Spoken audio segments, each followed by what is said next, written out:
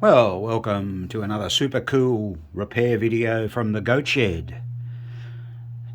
Today we'll be talking about Gottlieb's Surf Champ, which of course is the 4-player version of Surfer. Now this is a very popular machine. We see a lot here in the Goat Shed. I think this is the third one we've seen in about the last 4 months. Yeah, there's certainly a lot of those around. So today is Wednesday, the 14th of December 2022, and it's a balmy 17 degrees Celsius outside, which is roughly 62.5 degrees Fahrenheit. And the day is going to warm up to be a lovely, splendid day. So, with this particular machine was presented to us by the owner. He's had it for about 30 years. Hadn't used it a lot lately, took it out because his kids wanted to play it and he thought he'd get it all happening, but naturally, being an EM game, not being used for a long time, everything had seized up, stopped working.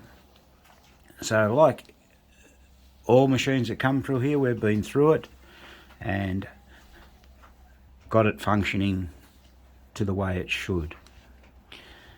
Now, I'll be showing you in a moment the machine, but always remember what we do is we do the mechanism in the head, which includes all the score reels.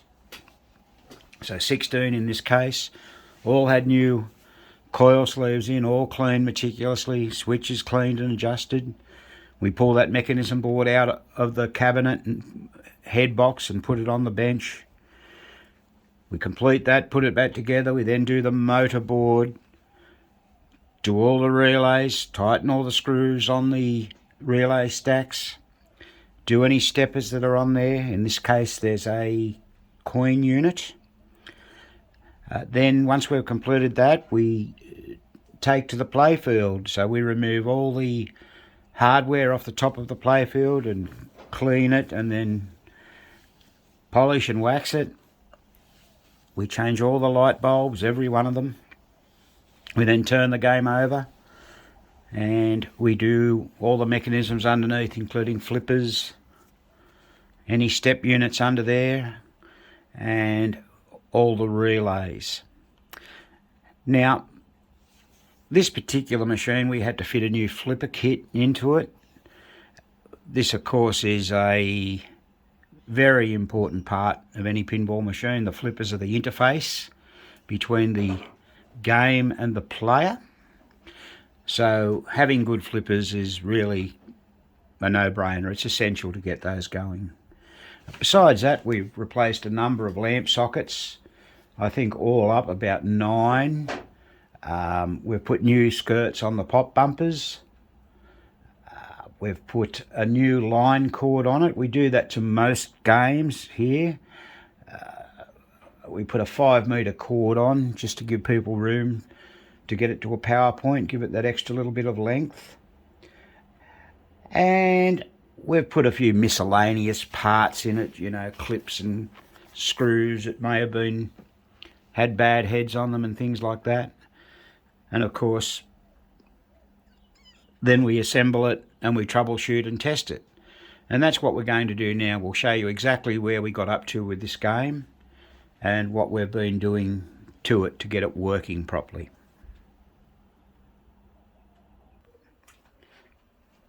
Right, so here's the game. As I mentioned, we've got up to a point of troubleshooting. We've done a little bit of preliminary work, but let's just turn it on and light it up.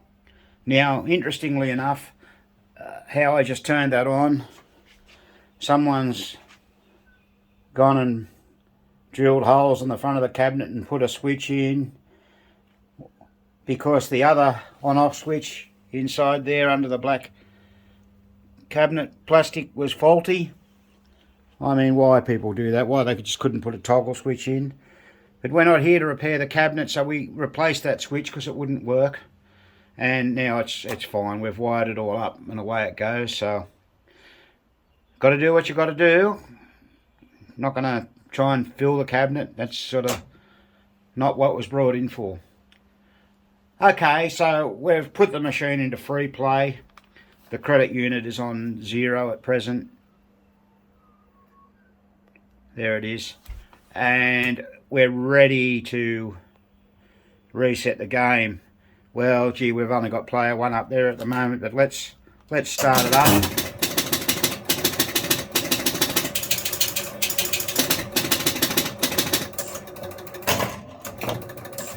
There we are, the ball is served and we're ready to play. Now, one thing that we noticed when we started this up is it wasn't carrying over to 1000. So let's just see what was up with that. And what was actually up with that is, I'm just going to trip that over, and it's going over to 1000 now. There was a switch in the player unit at the back which wasn't quite right. It was actually dirty. It must have had some sort of oxidization on it. It was closing right. It was a normally closed switch, and I'll take you around and I'll just show you which switch that was.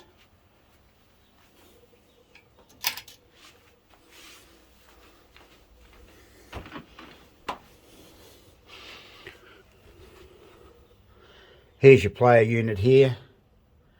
Bit hard to get in there, I guess, but it was the second switch from the top. So it was that normally closed switch there. I think it was, it's got a orange and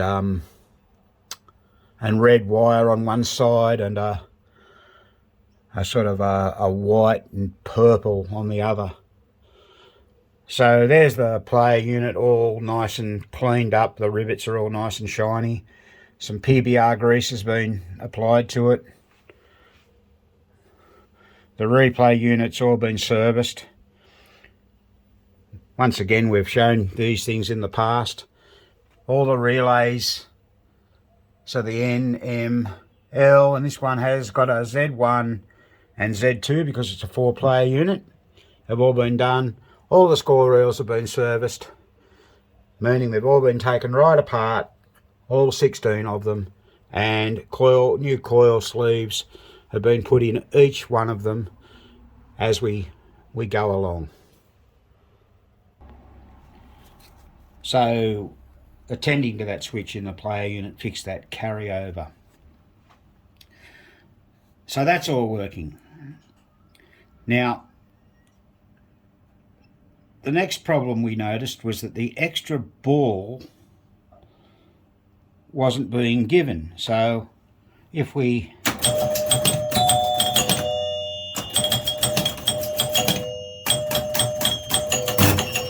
operated the drop targets and rolled over all the stars, and now we have our increased bonus multiplier and extra ball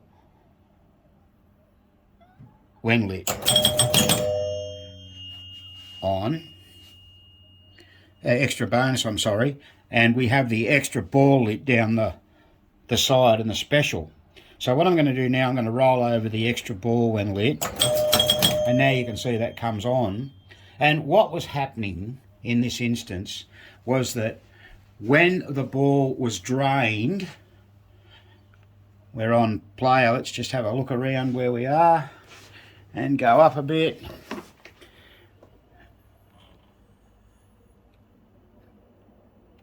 So there you go, we're on ball 1, player 1.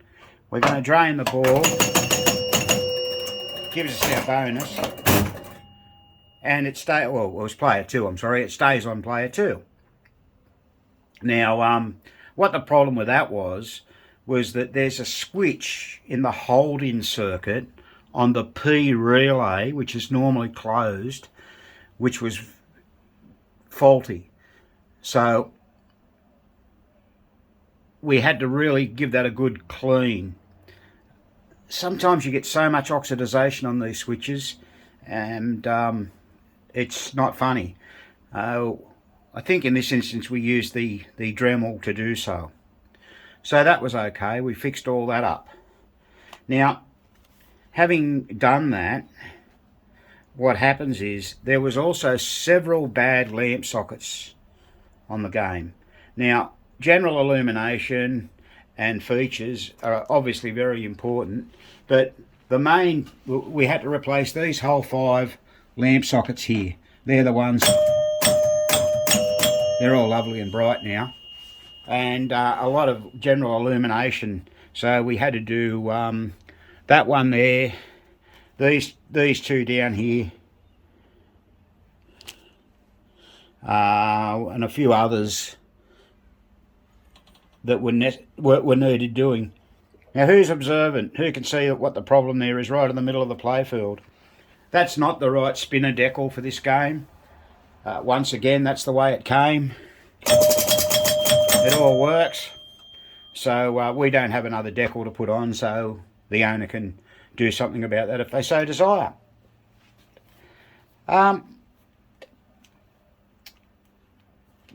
We've sort of talked about the switch on the cabinet. You know, that was a thing we had to do. Now, let's talk about what happened inside the machine, underneath, and things like that. So one thing we did notice, that sometimes when the ball drained, it wouldn't kick the ball out. Now look, this is such a common problem. So the O relay is concerned with kicking the ball out, but with machines with a bonus unit, if the switch here isn't closed, this one here, that's a make break. Can you see it okay? Try and get a bit of focus on that. That's got to have a lot of upward pressure on the switch. So if that's not closing properly, and what it was, it just didn't quite have enough pressure, upward pressure on it. So we just had to readjust that.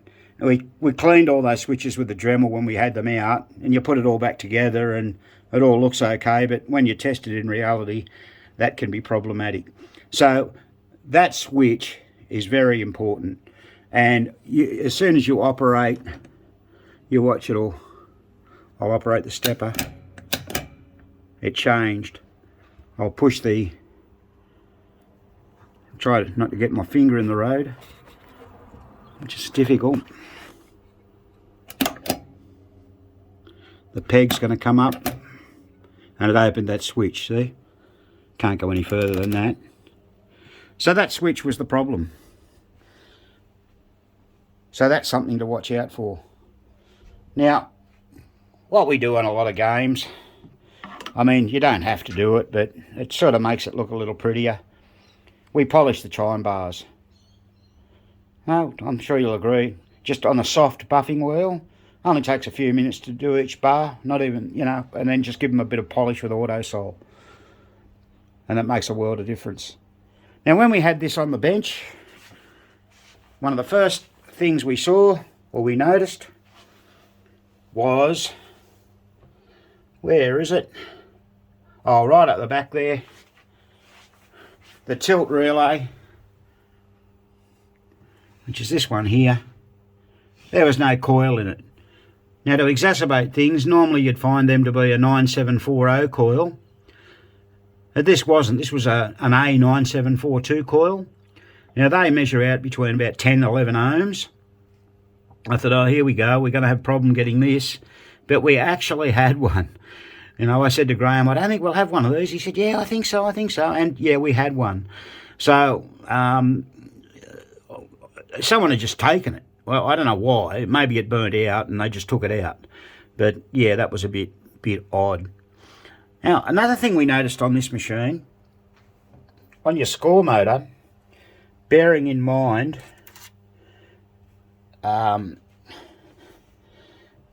the score motor turns in the anti-clockwise direction for 360 degrees, or 120 degree increments is more like it, but the switch stacks are numbered in the clockwise direction. So switch stack 1 is always located diagonally opposite the motor, or of course the motor brake with no wires on it is 3.5, 4, so that's got to come back to 1. So stack 1, stack 2, And stack 2, this is the second machine we've had in here like this. We noticed all the switches weren't really contacting all that well.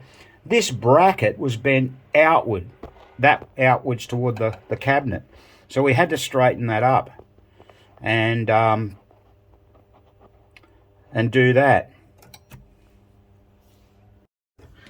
So carrying on with that score motor, that bracket being bent, the way we addressed that was to grab the bracket down low with a big pair of pliers down the back on the base, and where it was bent, you then got another large pair of pliers like duckbill and bent it where the crease was, where you could see it was bent, and that'll straighten it up fairly perfectly. Now, it's not rocket science, it's quite easy to do, and it's sort of basic mechanical engineering, I suppose would be the better word for it. Now, how they get bent, I don't know. We've seen a few of these bent over time, and it's often stack 2. Perhaps it gets caught somehow, or I really don't have a proper explanation for it. But anyway, that's what happened. So the switches just weren't right. You could see they weren't. There wasn't enough pressure on them because the dog itself, which is the black bit here, didn't have enough pressure against it. Now, also remember when we talk about stack 2, and we've spoken about this before, generally on a Gottlieb, that's the only one in the long throw position. So see this stack here? That's stack 1. There's the dog there. It's in the short throw position. But number 2, you can see it's closest to the edge. This edge here, that's always in the long throw position. And we've had a few of those, and that will give you all sorts of weird problems. And one we had was the machine would subtract 2 credits. Now, remember, the score motor is all to do with timing. So someone had moved the dog carrier to the short throw, therefore throwing it out, and it would subtract 2 credits every time. Once we put that in place, it was all good again. So this is your coin unit here. And we've had that out and serviced it. And once again, we've already done a video on this, so if you want to look up rebuilding a coin unit. Can't remember exactly what we called it. But like every step unit we do, we carefully look at the snowshoes on the plate. They're the shoes that hit the rivets. Now you make sure the springs are good, the shoes are moving in and out properly, and they've got braid on the back. Now, some people use solder wick for that braid. Remember, it's got to be long enough and flexible enough so that when one pin pulls out, it doesn't pull both of them out, to give you assurance of striking correctly. So we buy our braid off PBR, they sell it, and it seems to work quite well for us. I think we've already shown a photo of that earlier on. So that's very, very important. Now, behind that coin unit, and we just can't quite see it yet, we'll just have a better look, are the famous AX and BX relays. So, these are the critically important, that they latch nice and cleanly. This is the AX, which is the reset control relay. It's a bit hard to get in there. This is it here, and that's the BX, which is the last ball relay. So it's very important that they latch cleanly. Now, another thing on these games of this era, bear in mind when you turn the game on, we're going to watch these 2 relays here. So we have the game over relay and the ball relay, the game over relay and the first ball relay. So game over and first ball relay. Those 2 relays, if you watch, will pull in when we turn the power on. Now, if they don't pull in, your game won't start. Now, I think they started doing this maybe from Spirit of 76. I really can't remember, but if you have a game that won't start of this era, it's quite possible that something is wrong with those 2 relays. If I actually operate now the slam switch here, they drop out. In, out. Okay, so that's just something to remember. I think we had a game in here. Can't remember it. What was it? It may have been a fast draw. Yeah, I think it was. And that was the major problem with it. The first ball relay was cooked and wouldn't pull in, so the game wouldn't start. So that's another little useful tip for you to remember. And the other thing we always remind people about when you're looking at these games, we've got the playfield up at the moment with the big trip bank. Make sure your wing nuts are tight on each end and that the frame is perpendicular where it folds down or level with that part there. If they come loose, it'll give you all sorts of trouble. So let's have a little look what else we might have to do here. One thing we've just realised, because the cabinet's been out the back here and we've been out in the goat shed, we need to replace the barrel compression spring. This spring here, that's part number A347. Now that one's very rusty and does have a link broken off it or a loop broken off it. So what we'll do, we'll show you how to do that on the fly. Now in this case, you don't need to do anything except take the circlip off the end of it. Graham's got that there now, keeping his fingers over it so it doesn't fly off. Off comes the spring, out comes the shaft. Simple as that. And now what we're going to do, we'll just show you this. We're going to put this on the buffer, on the hard buff. Hard buff, and buff it up, and you'll see how that improves that. Now, it's not necessary. A lot of people make the mistake of loosening these screws here. That's not necessary in this instance. It's a 3/8 inch screw, so you can get a tube spanner, or should I say tube spanner, onto that. And also, we're out of stock of new flipper switches, so we've dremeled the contacts on the flipper switch. You can probably hear the grinder working in the background. Righto, so there's the finished product. See what it's done? Look at that, it almost looks brand new, doesn't it? So we'll just slip the new spring on. Now we don't need to change the actual shooter spring itself. That just goes through there. Just while we had that out, we ran a rag through there with a bit of isopropyl on, popped that back on.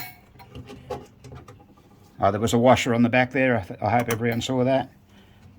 On it goes, just put the clip, and done. How's that? Beautiful. And then we can still line it up if we have to. Yeah, so we'll check the adjustment on this to make sure the plunge is in the centre of the ball to shoot the ball properly. That's very important. Now, let's just come back up here and look at this again. This is what we're talking about, keeping the inner frame and the outer frame together. It's by tightening the wing nut, so you make sure your wing nuts are tight. We often get a little pair of pliers and just give it that little extra tweak. So that's important. Now I'll show you something else. It's quite good. We just found this recently. Now everybody knows that Graham collaborated with Marco Rossignoli to write 2 books. So there's 4 books in the series all up. If you want to have a look at those books, they're still available, I believe, on Amazon or maybe Booktopia. Just Google the author Rossignoli and McGuinness, and these books will come up. And you can add those to your library because they're excellent books. They once again, we've done a whole video back in 2020 with Marco and Graham talking about those books. So have a look at that too, please. So some of the photos in those books are superb, and they were taken with an SLR camera. This is way before the quality of digital phone cameras today. And they had to have a stand and everything to take those photos with, and they took the Playfield glasses off. But to look inside the machines, what they did, Graham made up this little stand. Now we've just found it the other day. Probably could do with a paint. So it just clips on. There's rubber in there to protect the side rails. It clips on and comes off quite easily. You use it that side as well. And you can turn it around to be on the outside or the other You can side. put your camera or your parts that you need, and also it goes on the front of the machine as well. See that? It's made perfectly to fit the front of the machine. Hang on, I think it goes that way. Well, just get it better on this side. Yep, There you go. Yep. So I'll sit my camera on that now. And look at that. So how's that? And that'd be something good to make up. If anyone was interested in that, let us know on our Facebook page and we'll give you the dimensions of that. I made that about 20 years ago. It's 20 years old, so there you go. So that's a good thing. Now, pretty much I think we're up to a point now. We're just going to put the playfield down to show you this machine. Now overall, we're very happy with the way this playfield came up. We took the mylar off it, as you'll recall, and it's polished it up. It's very nice. We've re-rubbered the game, and we're very, very happy with it. We mentioned a few moments ago in the video that the spinner is incorrect. Well, you know, there's nothing we can do about that. We don't keep the stickers here or anything like that. Obviously, it was changed at one point in time, and that's that. The only downside this game has, really, is the back glass is not good. You can see the paint deterioration there in the windows, and it's no good. Player 1 and player 3 and 4 are the worst. Sorry about the shadow that's coming in from that. You can see that. Once again, there's not a lot we can do about that. Just the way it is, which is a shame. You don't often see surf champ with bad backglass. But the way this game's playing is we're quite happy with it. The light shield plastics simply aren't on the game because the customers ordered some new ones from the United States. They were ordered a couple of weeks ago, so we're hoping that they'll rather much arrive this week, and then that's all we've got to do to it. Let's just look at this side of the... It's a shame, you know, we haven't got a new escutcheon to put on there, but anyway, it is what it is. The guy's going to be happy that it looks that way. We've already shown you the game start up. We'll just start another game.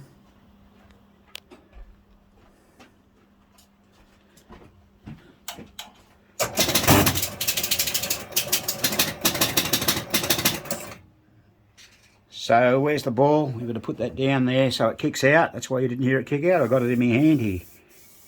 New ball. We put a new pinball in that. And out it comes. And if we want, we can play player 2, player 3 and player 4 just to show you it all works. So a little bit of further testing on it. We'll actually start to play it now. We can play that quite happily without the plastics. We do have some lights up there in player 1, which the grounding is a bit dodgy, so I guess we're going to have to take that out and do that. That seems to happen to all of these, but so be it. That's what it is. Now, Surf Champ are, as I said earlier, a very, very popular game. So they've got pretty simple rule sets. As you roll over each one of these star rollovers, it lights a light. So if we start at the right, it'll light the top light. If we start at the left, of course, it'll light the bottom light, and subsequently go from there to there. Once we get all those lights out, what it actually does, it lights the bonus increase multiplier. So if we roll over that,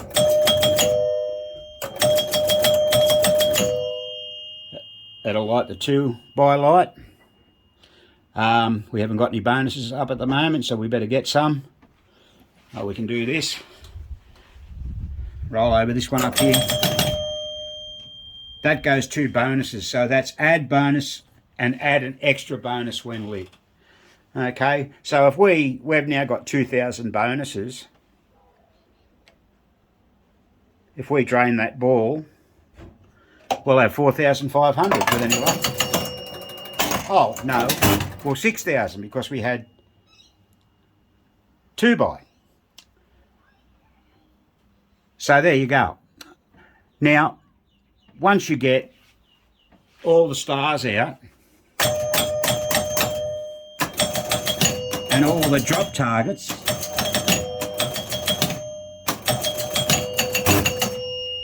that lights up extra ball, which we were talking about earlier on, or special, and we've already illustrated how extra ball works. Now we'll roll over this for a replay.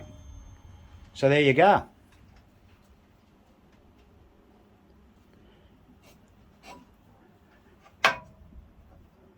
So we're on player 2 now. So we'll drain that ball, and we had 6,000 bonus. We were at 8, so we went to 14, and now we're on player 3. So the player unit's doing its job, stepping through as it should. The lights that we've changed are all holding up, coming up nicely, and the game looks quite pretty. The apron, it's in reasonably good condition. Reasonably good. We'll have to find an instruction card and a scorecard for it. I think we've got those around here somewhere. So, all in all, well, when we say it's good to go, what we did do, we decided while we were filming we'd take out the actual lamp array, and as you can see we've fixed up the grounding on there, on each lamp socket. So we'll be able to put that back in, and now that'll be 100% reliable. So that's pretty much it for this machine. I think we'll end this video now, and thank you all for viewing, and please remember to subscribe to our channel and give us the big thumbs up. And this has been another Goat Shed presentation.